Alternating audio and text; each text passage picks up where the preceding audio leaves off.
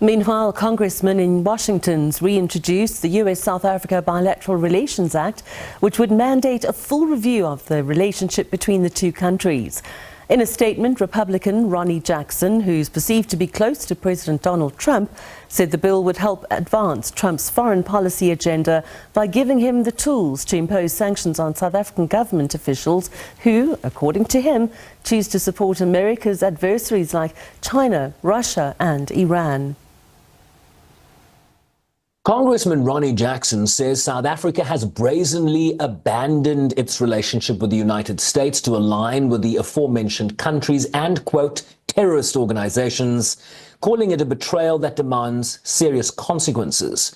He says that the legislation would ensure that the United States conducted a comprehensive review of a supposed ally, while also holding accountable any corrupt officials, adding that the era of governments undermining American interests without repercussions was now over.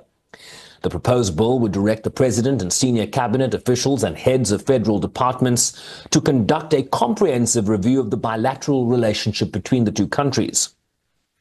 If passed and signed into law, the bill would provide no more than 120 days for the U.S. President, in consultation with the Secretary of State and the Secretary of Treasury, to submit to the appropriate congressional committees a classified report that includes a list of senior government officials and ANC leaders that the President determines to have engaged in corruption or human rights abuses that would be sufficient, based on credible evidence, to meet the criteria for the imposition of sanctions pursuant to the Global Magnitsky Human Rights Accountability Act. The act authorizes the U.S. government to sanction foreign government officials worldwide who are deemed to be human rights offenders, including assets freezers or banning them from entering the United States.